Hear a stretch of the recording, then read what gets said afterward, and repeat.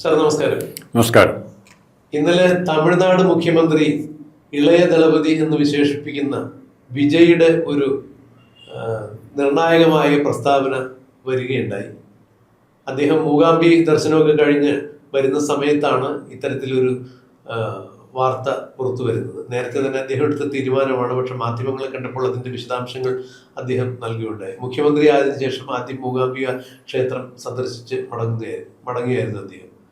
പറഞ്ഞു വരുന്നത്, ഈ ജയിലിൽ കഴിയുന്ന തടവ് പുള്ളികൾക്ക് ആഴ്ചയിൽ ഒരു ദിവസം മട്ടൻ, ഒരു ദിവസം ചിക്കൻ, മറ്റ് 2 ദിവസം മീൻ, മറ്റുള്ള ദിവസങ്ങളിലെല്ലാം അതുപോലെ വൈവിധ്യങ്ങളായിട്ടുള്ള വിഭവ സമൃദ്ധമായിട്ടുള്ള ആഹാരമാണ് നൽകി വരുന്നത്. അത് ഇന്ത്യയിലെ മിക്കവാറും എല്ലാ ജയിലുകളിലും അങ്ങനെ തന്നെയാണ്. അപ്പോൾ കൊടും കുറ്റവാളികളായി എത്തപ്പെടുന്ന ആളുകൾ മൃഷ്ടാന്ന ഭോജനം കഴിച്ച് പുഷ്ടിപ്പെട്ടാണ് പിന്നീട് അവർ പുറത്തേക്ക് ഇറങ്ങുക. സാഹചര്യങ്ങളുടെ സമ്മർദ്ദം പോലും ചില ആളുകൾ കുറ്റവാളികളായി തീരുന്നു എന്ന് നമ്മൾ പലപ്പോഴും മനസ്സിലാക്കിയിട്ടുണ്ട്. പല കേസുകളിൽ നിന്നും പല അനുഭവങ്ങളിൽ നിന്നുമെല്ലാം കണ്ടറിഞ്ഞിട്ടുണ്ട്. എന്നാൽ കൊടും ക്രിമിനലുകളായ ജന്മന കുറ്റവാസനയുള്ള ആളുകൾ വലുതാകുമ്പോഴും ആ കുറ്റവാസന അവരോടൊപ്പം വളർന്നു വലുതായി സമൂഹത്തിനും സ്വൈര്യ ജീവിതത്തിനും മനുഷ്യരുടെ സ്വൈര്യ ജീവിതത്തിനും ഭീഷണിയാകുന്ന കൊടും കുറ്റവാളികൾ ഇതുപോലെ പല കേസുകളിലും പിടിക്കപ്പെട്ട് അകത്ത് ചെല്ലുമ്പോൾ, ജയിലിൽ അടയ്ക്കപ്പെടുമ്പോൾ അവർക്ക് ഒരുപക്ഷെ പുറത്ത് കഴിയുന്നതിനേക്കാൾ സുഖസമൃദ്ധമായ ഭക്ഷണം, 5 പൈസ ചെലവില്ലാതെ സുഖസമൃദ്ധമായ ഭക്ഷണം കഴിക്കാനുള്ള ഒരു സാഹചര്യം കൂടി ജയിലിലുണ്ട് എന്നുള്ളതാണ് ഇത്തരം ജയിലിലെ മെനുകൾ പരിശോധിക്കുമ്പോൾ മനസ്സിലാക്കാൻ കഴിയുന്നത്. കേരളത്തിൽ വരികയാണെങ്കിൽ നമ്മൾ കണ്ടു, ഗോവിന്ദച്ചാമി എന്ന് പറയുന്ന സൗമ്യയെ ബലാത്സംഗം ചെയ്ത് കൊണ്ടുപോയ അടുത്തിടെ ജയിൽ ചാടി വിവാദത്തിലായ ആ ഒരു കൊടുങ്കുറ്റവാളിയുടെയും അതുപോലെ പെരുമ്പാവൂർ ജിഷ കൊലക്കേസിലെ പ്രതിയായ അമീറുള്ള ഇസ്ലാമിനെ എല്ലാം, ഇവരെല്ലാവരും കൊലപാതകത്തിന് മുമ്പ് അല്ലെങ്കിൽ കൊലപാതകം ചെയ്ത് പിടിക്കപ്പെടുമ്പോൾ പെൻസിൽ പോലെ ഇരുന്ന ആളുകളാണ്. പിന്നീട് ഇവര് ജയിലിൽ കഴിയുകയും മാസങ്ങൾക്ക് ശേഷം കുറ്റവിചാരണയ്ക്ക് കോടതിയിൽ ഹാജരാക്കുന്ന സമയത്ത് ഇവരുടെ രൂപം കാണുമ്പോൾ സാധാരണക്കാരെല്ലാം ഞെട്ടിവറുത്ത് നിന്നിട്ടുണ്ട്. കാരണം അവർ സിനിമാ നടന്മാരെ പോലെ വളരെ ഭംഗിയായി തുടുത്ത ശരീരവുമായാണ് വരുന്നത്. ഇതിന് അടിസ്ഥാനം ജയിലിലെ സുഖസമൃദ്ധമായ ഭക്ഷണം തന്നെയാണ്. ഒരു ശരാശരി കുടുംബനാഥന് എല്ലാ ദിവസവും പണിക്ക് പോയാൽ കിട്ടുന്ന വരുമാനം കൊണ്ട് ഒരു കുടുംബത്തിൽ ഒരുപക്ഷെ ആഴ്ചയിൽ ഒരിക്കൽ പോലും മീനോ ഇറച്ചിയോ പോലും വാങ്ങി കഴിക്കാൻ പറ്റാത്ത സാഹചര്യത്തിൽ ചിലവ് വർദ്ധിച്ചുകൊണ്ടിരിക്കുന്ന നിത്യോപയോഗ സാധനങ്ങളുടെ ചിലവ് വർദ്ധിച്ചുകൊണ്ടിരിക്കുന്ന സാഹചര്യത്തിൽ ജയിലിൽ ചെല്ലുന്ന കുറ്റവാളികൾക്ക് എല്ലാ ദിവസവും മൃഷ്ടാന്ന ഭോജനം കൊടുക്കുക. ഒരു ദിവസം മട്ടൻ, മറ്റു ദിവസം ചിക്കൻ, അടുത്ത ദിവസം മീൻ, അടുത്ത ദിവസം മറ്റേതെങ്കിലും വിഭവം, എല്ലാ ദിവസവും പാൽ ചേർത്ത ചായ എന്നൊക്കെ പറയുമ്പോൾ, വിശേഷ അവസരങ്ങളിൽ മധുരപലഹാരങ്ങൾ എന്നൊക്കെ പറയുമ്പോൾ എല്ലാവരും ജയിലിലേക്ക് പോകാനുള്ള ഒരു പ്രവണത പോലും കാണിക്കും. ഇവിടെയാണ് വിജയ് എന്ന തമിഴ്നാട് മുഖ്യമന്ത്രിയുടെ പുതിയ തീരുമാനം. ജയിലിൽ കഞ്ഞിയും പയറും മാത്രം കുറ്റവാളികളായ ആളുകൾക്ക് ഭക്ഷണമായി കൊടുക്കുക. അവർക്ക് മാനുഷികമായ പരിഗണന കൊടുത്ത് ഭക്ഷണം നിഷേധിക്കാൻ പാടില്ല. അപ്പോൾ കഞ്ഞിയും പയറും അവർക്ക് കൊടുക്കുക. പകരം സ്കൂളുകളിൽ കുട്ടികൾക്ക് പോഷക സമൃദ്ധമായ ഭക്ഷണം കൊടുക്കുക. ഇത് വലിയൊരു തീരുമാനത്തിൽ നിന്ന് ഉരുത്തിരിഞ്ഞൊരു അഭിപ്രായമായിട്ടാണ് ഞാൻ വ്യക്തിപരമായി മനസ്സിലാക്കുന്നത്. കേരളത്തിലെയും ഇന്ത്യയിലെ എല്ലാ സ്കൂളുകളിലെയും കുട്ടികൾക്ക് വിഭവസമൃദ്ധമായ ഭക്ഷണം കൊടുക്കട്ടെ. ജയിലിൽ അവർക്ക് മാനുഷിക പരിഗണന മാത്രം വെച്ച് ജീവൻ നിലനിർത്താനുള്ള ഭക്ഷണം കൊടുക്കട്ടെ. ഇതാണ് എൻ്റെ വ്യക്തിപരമായ അഭിപ്രായം. എന്ത് പറയുന്നു ഒരു മുതിർന്ന മാധ്യമ പ്രവർത്തകൻ എന്ന രീതിയിൽ രാജ്മോഹൻ സാർ ഇതിനെ എങ്ങനെയാണ് വിലയിരുത്തുന്നത്? പ്രദീപ്, ഇത് ഈ വിഷയം പറഞ്ഞപ്പോൾ എന്നെ ഒരു നല്ല കഥയാണ് ഓർമ്മിപ്പിച്ചത്. സോമർസെറ്റ് മോം എന്ന് പറഞ്ഞൊരു ചെറുകഥ എടുത്തുണ്ടായിരുന്നു. വളരെ രസകരമായ ധാരാളം കഥകൾ എഴുതിയിട്ടുണ്ട്. അദ്ദേഹത്തിൻ്റെ ഓരോ ക്യാരക്ടേഴ്സും വളരെ ഭംഗിയായി, വളരെ നമുക്ക് ഇൻട്രസ്റ്റ് തോന്നിക്കുന്ന, അല്ല വീണ്ടും വീണ്ടും വായിക്കാൻ ഇൻട്രസ്റ്റ് തോന്നിക്കുന്ന രീതിയിലുള്ള പ്രവർത്തന പരിചയം എല്ലാ രീതിയും ജീവിക്കുന്നവരാണ് ക്യാരക്ടേഴ്സ്. അതിൽ സോമർസെറ്റ് മോമിൻ്റെ ആ കഥയുടെ പേര് ഞാൻ ഓർക്കുന്നില്ല. ഒരു കഥാപാത്രത്തിൻ്റെ പേര് സോപ്പി എന്നാണ് വിളിച്ചിരുന്നത്. സോപ്പിക്ക് വീടോ കുടിയോ സ്വസ്ഥമായിട്ട് ജീവിക്കാനോ താമസിക്കാനോ സൗകര്യങ്ങളൊന്നുമില്ല. അല്ലറ കുറ്റകൃത്യങ്ങളൊക്കെ ചെയ്ത് ഇത് പുറത്തൂടെ കഴിയാണ് പതിവ്. പക്ഷെ വിൻ്ററായി കഴിയുമ്പോൾ, ഇംഗ്ലണ്ടിലെ വിൻ്റർ എന്ന് പറഞ്ഞാൽ നമുക്ക് ഉദ്ദേശിക്കാവുന്നതിനപ്പുറമുള്ള തണുപ്പുണ്ട്. വിൻ്ററായി കഴിയുമ്പോൾ ഇയാൾക്കൊരു ഷെൽട്ടർ വേണം, സുഖമായി ജീവിക്കണം, ഭക്ഷണം കിട്ടണം. അതിനവർ കണ്ടുപിടിച്ച മാർഗം കുറ്റകൃത്യങ്ങളിൽ ഏർപ്പെട്ട് പോലീസിന് പിടികൊടുക്കുക എന്നുള്ളതായിരുന്നു. അപ്പോൾ ഇയാളിങ്ങനെ പല കുറ്റകൃത്യങ്ങളിൽ ഏർപ്പെടുന്നു. അവസാനം പോലീസ് ഇയാൾ അതൊന്നും കാണുമ്പോൾ പിടിക്കുന്നില്ല. അവസാനം രണ്ടാമത്തെ കുറ്റകൃത്യത്തിൽ പിടിക്കാതെ വന്നപ്പോൾ ഇയാൾക്ക് മാനസാന്തരം വരുന്നതായിട്ട് കഥ പറയുന്നത് സോപ്പി. അപ്പോൾ വളരെ രസകരം. അപ്പോൾ ഇവിടെ പലർക്കും ഈ ജയിലിൽ പോകാൻ വേണ്ടിയല്ല കുറ്റകൃത്യത്തിൽ ഏർപ്പെടുന്നത്, പക്ഷെ തുടർച്ചയായി കുറ്റകൃത്യം ചെയ്ത് ജയിലിൽ പോയി അവിടുത്തെ സുഖങ്ങൾ, അവിടുത്തെ കമ്പനികൾ, നല്ല ഏറ്റവും ആത്മാർത്ഥതയുള്ള കൂട്ടുകാരെ കിട്ടുന്ന അവിടെയാണെന്നാണ് പറഞ്ഞത്. ചതിക്ക് ചെയ്യാത്ത കൂട്ടുകാരെ കിട്ടുന്ന ഒരു സ്ഥലമാണ് ജയിലിലെന്നാണ് പറഞ്ഞത്. അപ്പം അങ്ങനത്തെ സുഖസൗകര്യങ്ങൾ അന്വേഷിച്ച് ഇവർ ജയിലിലേക്ക് പോയാലും കുഴപ്പമില്ല എന്ന് വിചാരിക്കുന്നവരുണ്ട്. കുറച്ചുകൂടെ രാഷ്ട്രീയ സ്വാധീനം ഉണ്ടെങ്കിൽ 10 പേരെ കൊന്നിട്ടാണ് ചെല്ലുന്നതെങ്കിൽ പോലും, ജയിലിലേക്ക് ചെല്ലുന്നെങ്കിൽ പോലും ആഴ്ച പരോള് കിട്ടും. അത് സാർ പറഞ്ഞ വളരെ വ്യക്തമാണ്. ടി പി ചന്ദ്രശേഖരൻ കൊലക്കേസിലൊക്കെ നമ്മൾ കണ്ടതാണ്. ആ പ്രതികൾ ജയിലിൽ കഴിഞ്ഞതിൽ കൂടുതൽ കാലം പരോളിൽ അവർ പുറത്തിറങ്ങിയിട്ടുണ്ട്. അവിടെ നമുക്ക് കിട്ടിയ റിപ്പോർട്ടുകൾ വിശ്വസനീയമാണ് എന്നുണ്ടെങ്കിൽ തീർച്ചയായും അവിടെ മദ്യം വരെ അവർക്ക് കിട്ടുന്നുണ്ടായിരുന്നു. മറ്റു പല വളഞ്ഞ വഴികളിലൂടെ ഫോൺ ഉപയോഗിക്കാൻ സാധിക്കുന്നുണ്ടായിരുന്നു. അപ്പോൾ അവരൊരു തുറന്ന ജയിലിൽ കഴിയുന്ന ഒരു അവസ്ഥ മാത്രമേ അവർക്കുണ്ടായിരുന്നുള്ളൂ. ഒരു കാരണവശാലും അവർ തടങ്കലിലാണെന്നുള്ള ഒരു പ്രതീതി പോലും ഉണ്ടാവാത്ത അവസ്ഥയിലാണ് അവർ കഴിഞ്ഞിരുന്നത് എന്ന് പറയുമ്പോൾ ആ കാര്യം വളരെ ശ്രദ്ധേയം തന്നെയാണ്. ഇതിൽ ജയിലിൻ്റെ പണിഷ്മെന്റ് എന്ന് പറഞ്ഞാൽ ഒന്ന്, ജയിൽ ശിക്ഷ പുറം ലോകമായിട്ട് ബന്ധമില്ലാതെ ജയിലിൽ കഴിയുക എന്നുള്ളതാണ് പണിഷ്മെന്റ്. അല്ലാതെ പറഞ്ഞ് അടിക്കാൻ നിയമപരമായി അടിക്കാൻ ഇതല്ല. പിന്നെ രണ്ടാമത് ജയിലുമായി ബന്ധപ്പെട്ട ജോലികൾ ചെയ്യുക, ജയിലിലെ ചുറ്റളവുള്ള പറമ്പുകളിലൊക്കെ കൃഷി ചെയ്യുക, പാറ പൊട്ടിക്കുക, ഇങ്ങനെയുള്ള ജോലികൾ ചെയ്യുക. അവിടെയും നടക്കുന്ന കാര്യം എന്ന് പറഞ്ഞാൽ കുറേ പേരെ കൊണ്ട് ചെയ്യിക്കും, കുറേ പേരെ കൊണ്ട് ചെയ്യിക്കില്ല. പക്ഷേ ഇവർക്ക് അവിടെ കൊടുക്കുന്ന ഭക്ഷണം അത് സ്വല്പം സ്വാധീനമുണ്ട്. അവന് ഇഷ്ടമുള്ള ഭക്ഷണം വീട്ടിൽ നിന്ന് കൊണ്ട് കൊടുക്കാം, പുറത്തുനിന്ന് കൊണ്ട് കൊടുക്കാം. ഇപ്പോൾ ഗുണ്ട ഗ്യാങ് അല്ലെങ്കിൽ റൗഡി സെറ്റ് അല്ലെങ്കിൽ മഫിയൊക്കെ ആണെങ്കിൽ എല്ലാ രീതിയിലുള്ള ഭക്ഷണ പദാർത്ഥങ്ങൾ, മൊബൈൽ ഫോണ്, വീഡിയോ, ഇതെല്ലാ സൗകര്യങ്ങളും കാണാനും കേൾക്കാനുള്ള സൗകര്യം കൊടുക്കുകയാണ്. പലർക്കും ഒരു 60 വയസ്സ് അല്ല 65 വയസ്സുള്ള ഒരു വെയിറ്റ് എടുത്തിട്ട് ഒരു 5 വർഷം അല്ലെങ്കിൽ 3 വർഷം ജയിലിൽ കിടന്ന് അവനെ വീണ്ടും ഒന്നുകൂടെ തൂക്കം എടുത്തു കഴിഞ്ഞാൽ ഈ 60 വയസ്സുള്ളവൻ അല്ലെ 60 കിലോ തൂക്കമുള്ളവൻ ഇത് 10 മാസം അല്ലെ 1 വർഷം അവിടെ കടന്നു കഴിയുമ്പം 65 70 കിലോയായി തൂക്കും. അങ്ങനെ പല കേസുകളും റിപ്പോർട്ട് ചെയ്യുന്നുണ്ട്. ഇവിടെ വളരെ പ്രകടമായി വന്നത് ഗോവിന്ദച്ചാമി ജയിലിലേക്ക് പോകുമ്പോഴുള്ള ഗോവിന്ദച്ചാമിയുടെ പടവും ഫോട്ടോയും പിന്നീട് കോടതിയിൽ ഹാജരാക്കും വർഷങ്ങൾക്ക് ശേഷം അല്ലെങ്കിൽ മാസങ്ങൾക്ക് ശേഷം കോടതിയിൽ ഹാജരാക്കുമ്പോൾ വന്ന ഗോവിന്ദച്ചാമിയുടെ ഫോട്ടോയും തമ്മിൽ തന്നെ വ്യത്യാസമുണ്ടായി. ഒരു തിരിച്ചറിയൽ പരേഡ്, ഇപ്പോൾ പോലീസിൻ്റെ ഏറ്റവും പ്രധാനപ്പെട്ട ആയിരുന്ന തിരിച്ചറിയൽ പരേഡാണ്. സാക്ഷികൾ ആദ്യം കണ്ട ഗോവിന്ദച്ചാമി ആയിരിക്കില്ല പിന്നെ രണ്ടാമത് കാണുന്നത്, അവസാനം നടത്തുന്നെങ്കിൽ.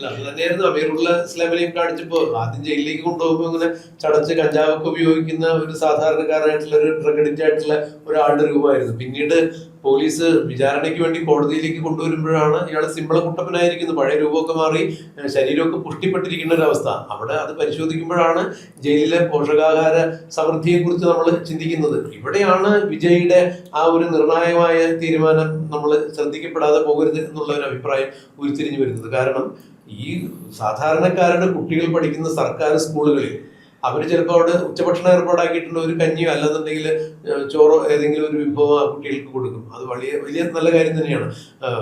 ഒരിക്കലും ഒരു അധ്യാപകനായിട്ട് സംസാരിച്ചപ്പോൾ നമ്മുടെ മലയോര മേഖലകളിലേക്കുള്ള പല കുട്ടികളും, അട്ടപ്പാടി പോലുള്ള മേഖലയിലുള്ള പല കുട്ടികളും ആരെയും നമ്മൾ വർഗീകരിച്ച് പറയാതെ ഇനിയിപ്പോൾ ഇത് സംബന്ധിച്ചൊരു വിവാദം ഉണ്ടാകാൻ പാടില്ല എന്ന് അഭ്യർത്ഥിച്ചുകൊണ്ട് തന്നെ പറയട്ടെ, ആ മേഖലയിലേക്കുള്ള പല കുട്ടികളും സ്കൂളിൽ വരുന്നത് ഈ ഉച്ചഭക്ഷണം ഉണ്ട് എന്നുള്ള ഒറ്റ കാര്യം കൊണ്ട് തന്നെയാണെന്നാണ് പല അധ്യാപകരും സാക്ഷ്യപ്പെടുത്തിയിട്ടുള്ളത്. അപ്പൊ അത്രത്തോളം പട്ടിണി അനുഭവിക്കുന്ന ഒരുപാട് വിഭാഗം കുട്ടികൾ ഇപ്പോഴും സർക്കാർ സ്കൂളുകളിൽ പഠിക്കുന്നുണ്ട്. അങ്ങനെയെങ്കിൽ ഈ ജയിലിൽ കൊടുക്കുന്ന ഈ പോഷക സമൃദ്ധമായിട്ടുള്ള ആഹാരം മെനു നമ്മുടെ സർക്കാർ സ്കൂളുകളിൽ നടപ്പിലാക്കട്ടെ. ആ കുട്ടികൾ പഠിച്ച് നല്ല ആരോഗ്യം, ശാരീരിക ആരോഗ്യം, നല്ല മാനസിക ആരോഗ്യം നേടി അവർ പഠിച്ച് നാളത്തെ രാഷ്ട്രശില്പികളായി മാറട്ടെ. ആ കുട്ടികൾക്ക് അങ്ങനെയുള്ളൊരു സൗകര്യം ചെയ്തു കൊടുക്കൂ. സാമ്പത്തികമായി പിന്നാക്കം നിൽക്കുന്ന വീടുകളിൽ നിന്ന് എത്തുന്ന കുട്ടികൾക്കാണ് പോഷകാഹാരം കൊടുക്കുന്നത്. ആ കുട്ടികളിലാണ് നാടിന്റെ പ്രതീക്ഷ. അല്ലെങ്കിൽ നാളെ ഈ നാടിന് നയിക്കേണ്ടത് ആ കുട്ടികളാണ്. അല്ലാതെ കൊടും കുറ്റവാളികളെ ജയിലിൽ കൊണ്ടുപോയിട്ട് തീറ്റിപ്പോറ്റി അവരുടെ ശിക്ഷാകാലാവധി കഴിയുമ്പോൾ വീണ്ടും അവർ പുറത്തിറങ്ങുമ്പോൾ നേരത്തെ ചെയ്തതിനേക്കാൾ വലിയ കുറ്റകൃത്യങ്ങൾ ചെയ്യാനുള്ള ശാരീരിക ബലം, കായബലം നേടുന്ന തരത്തിലേക്ക് അവരെ തീറ്റിപ്പോറ്റുന്നതിന്റെ ഉദ്ദേശം എന്താണെന്നുള്ളത് ചോദ്യം ചെയ്യപ്പെടേണ്ടത് തന്നെയാണ്. വിജയുടെ ഈ തീരുമാനം ശ്ലാഘനീയം തന്നെയാണ് എന്നുള്ളതാണ് എന്റെ വ്യക്തിപരമായ അഭിപ്രായം. അല്ലെ, വിജയ് ആ തീരുമാനത്തിലേക്ക് എത്താൻ ചേർന്ന പശ്ചാത്തലം അത് നമ്മൾ ആദ്യം പറഞ്ഞു. ഈ പശ്ചാത്തലം എന്ന് പറഞ്ഞാൽ കുറ്റവാളികളായിട്ട് വരുന്ന പല ടൈപ്പുള്ള ആൾക്കാരുണ്ട്. പക്ഷേ എല്ലാവർക്കും ഈ ഒരേ രീതിയിലുള്ള ഭക്ഷണം കിട്ടുമ്പോൾ കഠിനാധ്വാനമില്ലാതെ അവിടെ സുഖമായി ജീവിക്കാവുന്നുണ്ടെങ്കിൽ ഇത് ഹാബിച്വൽ ഒഫൻഡേഴ്സ്, ക്രിമിനൽസ് സ്വാഭാവികമായിട്ടും പിടി കൊടുത്താലും ഇത് ഇത്രയല്ലേ ഉള്ളൂ ജയിൽ ശിക്ഷ, അല്ല ഞാൻ ഇന്നലെ ഇങ്ങനെ ഇറങ്ങിയുള്ളൂ, സിനിമയിലെ കാണത്തില്ല ഞാൻ ഇന്നലെ 4 പേരെ കൊന്നിട്ട് ഇപ്പോൾ പോയിട്ട് ഇന്നലെ ഇങ്ങനെ ഇറങ്ങിയേ ഉള്ളൂ എന്ന് പറയുന്ന ലാഘവത്തോടെ ജയിൽ ശിക്ഷയെ കാണാൻ ശ്രമിക്കും. പക്ഷെ മനുഷ്യന് സാർ ആദ്യം പറഞ്ഞ ഇടപെട്ട് സംസാരിക്കുകയാണെന്ന് വിചാരിക്കുന്നത് ഒരു സുരക്ഷിത താവളമായിട്ട് ജയിലിനെ കണ്ട് വിന്റർ സീസണിൽ ജയിലിൽ ചേക്കാറാൻ ശ്രമിച്ചൊരു കഥാപാത്രത്തെ പറഞ്ഞതുപോലെ ഇപ്പൊ പലരും അങ്ങനെ തന്നെ ശ്രമിക്കുന്നു എന്ന് വേണം ഇത്തരം ചില ചെയ്തികൾ കാണുമ്പോൾ മനസ്സിലാക്കാൻ. അല്ല, പിന്നെ മറ്റു കേസുകളിൽ പോലീസ് അന്വേഷണം നടക്കുന്നതിന് ഇവിടെ കയറും അറിയില്ല. ഇവിടെ കയറി കിടന്നാൽ പിന്നെ ചിലപ്പോൾ അന്വേഷണത്തിൽ പിടികിട്ടിയാൽ മറ്റവരവിടെ ഒരു സ്റ്റേഷനിൽ ഇത് പിടികിട്ടാപ്പുള്ളി ഇപ്പം കമ്പ്യൂട്ടറൈസ്ഡായ കുറച്ച് വ്യത്യാസം വന്നിട്ടുണ്ട്. പിടികിട്ടാപ്പുള്ളി എഴുതി വിടുന്നവൻ ഇവിടെ ഇവർ ചെയ്ത് സുഖമായിട്ട് കഴിയുക, ഇവിടെ ഒരു ചെക്കിങ്ങും വരുന്നില്ല. അങ്ങനെയുള്ള സംഭവങ്ങൾ ഒത്തിരി പറയുന്നുണ്ട്. പക്ഷെ എന്നാൽ പോലും ഈ ജയിൽ പുള്ളികൾക്ക് ഭക്ഷണം കൊടുക്കുക വെച്ചാൽ അവൻ്റെ ആവശ്യത്തിനുള്ള ഭക്ഷണം കൊടുക്കുക എന്നുള്ളത് തന്നെയാണ് നല്ലത്. പക്ഷേ മറിച്ച് പോഷകാഹാര ഗുണമുള്ള അവന് 10 ഇരട്ടി ആരോഗ്യം തിരിച്ച് കുറ്റകൃത്യം ചെയ്യാനുള്ള, താങ്കൾ പറഞ്ഞ പോലെ കുറ്റകൃത്യം ചെയ്യാനുള്ള ആവേശം ഉണ്ടാക്കുന്ന രീതിയിലുള്ള ഭക്ഷണം കൊടുക്കാൻ പാടില്ല. ഇത് കൊടുത്ത് ഇവർ കഴിച്ച് അതിനുവേണ്ടി സമരമൊക്കെ ഉണ്ടായിട്ടുണ്ട്. ചില ജയിലുകളിൽ അവർക്ക് ഇഷ്ടപ്പെട്ട ഭക്ഷണം കിട്ടാഞ്ഞിട്ട് അപ്പോൾ ചിലർ ജയിൽ പരിഷ്കരണം എന്ന് പറഞ്ഞാൽ എന്തും ഈ കിറ്റ് കൊടുക്കുന്ന സംസ്കാരമാണല്ലോ, എല്ലാവർക്കും കിറ്റ് കൊടുക്കുന്നത്. ആ സംസ്കാരത്തിൻ്റെ ഭാഗമായിട്ട് ജയിൽ പരിഷ്കരണം എന്ന് പറഞ്ഞാൽ തടവ് പുള്ളികളുടെ സുഖ സൗകര്യങ്ങൾ വർദ്ധിപ്പിക്കുകയാണ്. പറ്റുമെങ്കിൽ വേനൽക്കാലത്ത് AC ചെയ്യാനോ എയർ കൂളർ വെച്ച് കൊടുക്കാനോ വരെ എയർ കൂളർ വെച്ച് കൊടുക്കുന്ന സംഭവം കേരളത്തിൽ ഉണ്ടായിട്ടുണ്ട്. തയ്യാറാകുന്ന ഒരു ചുറ്റുവട്ടത്തിലേക്ക് നമ്മൾ കാര്യങ്ങൾ പോകരുത്. ഇത് വളരെ സംസ്ഥാനത്തിൻ്റെ വിഭവം ഇല്ലാതാവുന്നത് മാത്രമല്ല, എന്താണോ ഒരു കുറ്റവാളിയെ ജയിലിൽ അടയ്ക്കുന്നതുകൊണ്ട് കോടതി നമ്മുടെ നിയമവ്യവസ്ഥ ഉദ്ദേശിക്കുന്നത്. കാരണം ഒരു ശിക്ഷ, മനുഷ്യനെ ശിക്ഷിക്കാൻ 2 മാർഗമുണ്ട്. ലോകത്തിലെ ഏറ്റവും വലിയ ദുഃഖം, ഏറ്റവും വലിയ വിശപ്പ്, ഏറ്റവും വലിയ സങ്കടകരമായ കാര്യം മനുഷ്യന് വിഷമുണ്ടാക്കുന്നത് വിശപ്പാണ്. വിശപ്പ് കഴിഞ്ഞാൽ സെക്സാണ്. പക്ഷെ ഇത് രണ്ടും കൺട്രോൾ ചെയ്യേണ്ട, ജയിലിൽ ഇത് സൗഖ്യമായ എല്ലാ സൗകര്യവും കിട്ടുമെന്നുണ്ടെങ്കിൽ ജയിലും മറ്റൊരു തടവുകൾ വ്യത്യാസം എന്താ? വലിയൊരു കാര്യം തന്നെയാണ്. കാരണം സാധാരണ നമ്മുടെ സാമൂഹ്യ ജീവിതത്തിൽ നിന്ന് വിലക്കിക്കൊണ്ട് അതാണ് അവർക്ക് കൊടുക്കുന്ന ശിക്ഷ. അപ്പൊ അങ്ങനെയാണെന്നുണ്ടെങ്കിൽ സ്വൈര്യമായിട്ട് പുറത്ത് വിഹരിക്കുന്നത് പോലെ അവിടെ അത് സാധ്യമല്ല. ഇഷ്ടാനിഷ്ടങ്ങള് സ്വാതന്ത്ര്യമില്ല. ഇത്തരം ഒരു സ്വാതന്ത്ര്യത്തിന്റെ അതിരുകൾ നിശ്ചയിക്കപ്പെടുന്നത് തന്നെയാണ് ജയിലറകൾ, ജയിലിന്റെ മതിൽക്കെട്ട്. പക്ഷെ അതിനകത്ത് ഈ പറഞ്ഞ പോലെ സുഖസമൃദ്ധമായ ഭക്ഷണവും ജയിൽ വാർഡന്മാരെ സ്വാധീനിക്കാൻ സാധിക്കുകയാണെങ്കിൽ മദ്യം ഉൾപ്പെടെയുള്ള എല്ലാ സുഖ സൗകര്യങ്ങളും കിട്ടുമ്പോൾ എന്തിനു വേണ്ടിയാണ് പിന്നെ പുറത്തേക്ക് അവർ വരുന്നത് എന്നുള്ളതാണ് അവരുടെ ചോദ്യം. മാത്രമല്ല ഇവിടെ ഈ വിജയ് ഉയർത്തി കാണിച്ച ഈ ഭക്ഷണത്തിന്റെ കാര്യം പറയണമെങ്കിൽ മറ്റൊരു ഉദാഹരണം കൂടി നമുക്ക് ചൂണ്ടിക്കാണിക്കാൻ സാധിക്കും, ഗോവിന്ദസ്വാമിയെ വെച്ചുകൊണ്ട് തന്നെ. സാറ് പറഞ്ഞ പോലെ ജയിലിൽ ഇഷ്ടപ്പെട്ട ഭക്ഷണം ആവശ്യപ്പെടുന്ന ഒരു രീതി ഗോവിന്ദസ്വാമിക്ക് അടുത്ത കാലത്തുണ്ടായിരുന്നു. ബിരിയാണി വേണമെന്നുള്ള നിർബന്ധം പ്രകടിപ്പിച്ചിട്ടുണ്ടായിരുന്നു. മറ്റൊന്ന്, ഇയാൾ അടുത്ത കാലത്ത് നമ്മൾ കണ്ടതാണ് ഇയാളുടെ ജയിൽ ചാട്ടം. ഈ ജയിൽ ചാട്ടത്തില് ജയിലിന്റെ അഴികളിലൂടെ പുറത്തേക്ക് വരുന്നതിന് വേണ്ടി ഇയാൾ ശരീരം ശോഷിപ്പിച്ചു എന്ന് പറയുന്നത്.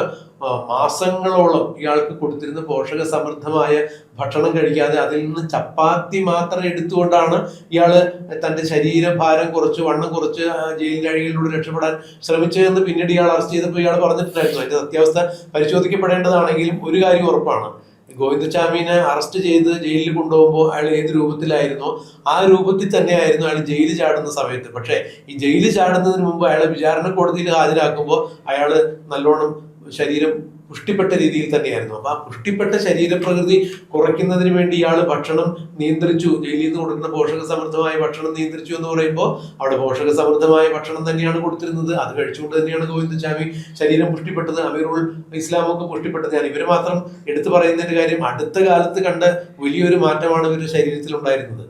അതുകൊണ്ട് തന്നെയാണ് ഇവർ ഉദാഹരിച്ച് പറഞ്ഞത്. ഇതുപോലെ നമ്മൾ പുറമെ കാണാത്ത എത്രയോ ആളുകളുണ്ട്.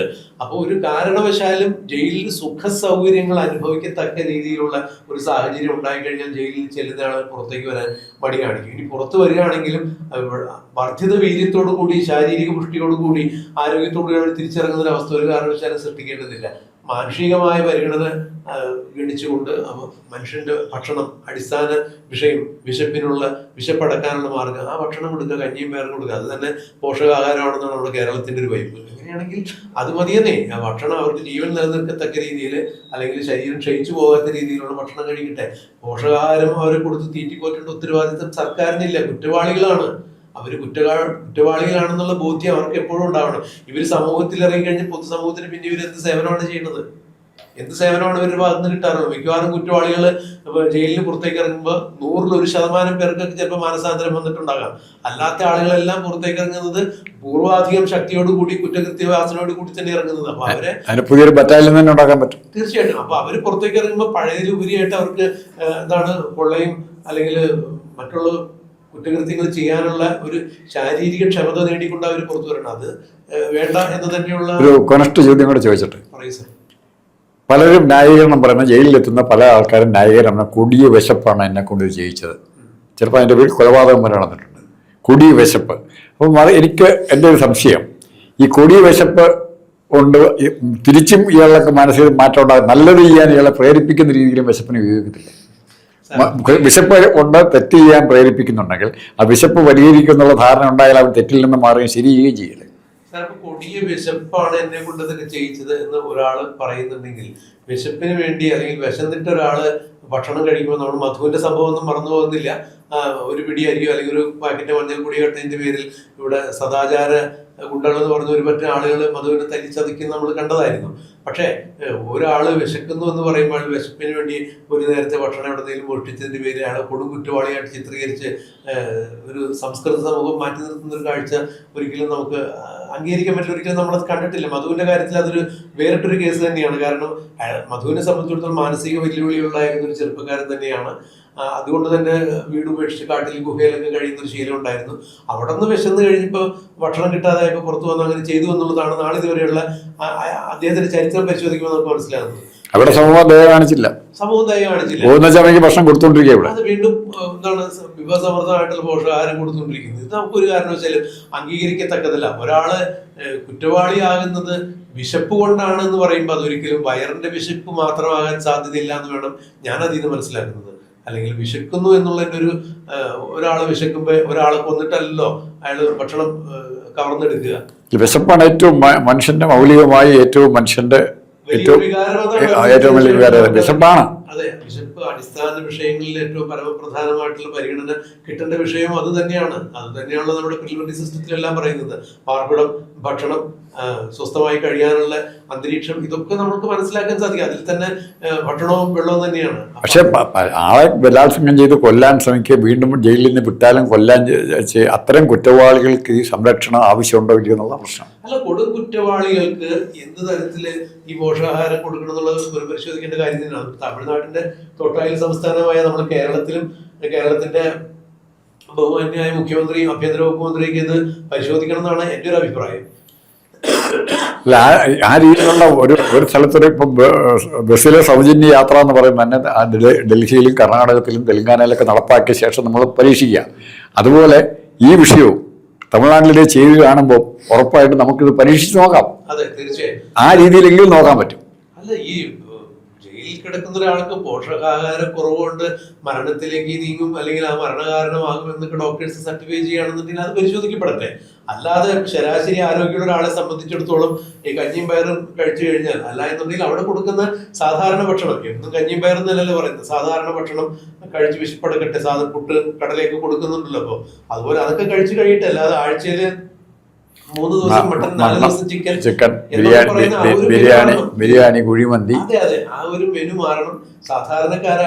സാധാരണക്കാരനെ പോലെ അവിടെ കഴിഞ്ഞ് മാനസാന്തരം വരിക ഒരു സാധ്യത തന്നെ അങ്ങനെ ആവട്ടെ. അല്ല, കൊടുകുറ്റവാളിയായിട്ട് കഴിയുന്നവരാണെന്നുണ്ടെങ്കിൽ വീണ്ടും വലിയ ആരോഗ്യത്തോടുകൂടി സമൂഹത്തിലേക്ക് ഇറങ്ങി തിരിച്ചു വരാനുള്ള ഒരു സാധ്യത അവൻ ഇല്ലാതെയാക്കണം. അത് വിജയുടെ ആ തീരുമാനത്തോട് വ്യക്തിപരമായി ഞാൻ യോജിക്കുന്നു. നിയമപരമായി അതിലെന്തൊക്കെ മറ്റു സാങ്കേതികത്വം പറഞ്ഞ് തള്ളിക്കളയാൻ പറ്റുമെന്ന് എനിക്കറിയില്ല. പക്ഷെ എൻ്റെ ഒരു വ്യക്തിപരമായ അഭിപ്രായം ഇത് തന്നെയാണ്. സർക്കാർ സ്കൂളുകളിലെ കുട്ടികൾക്ക് പോഷകാഹാര സമൃദ്ധമായിട്ടുള്ള ഭക്ഷണം വിതരണം ചെയ്യുക. ജയിലുകളിൽ അവർക്ക് മാനുഷിക പരിഗണന വെച്ച് കഞ്ഞിയും പയറും കൊടുക്കുക, അല്ലെങ്കിൽ മറ്റുള്ള ഭക്ഷണങ്ങൾ കൊടുക്കുക.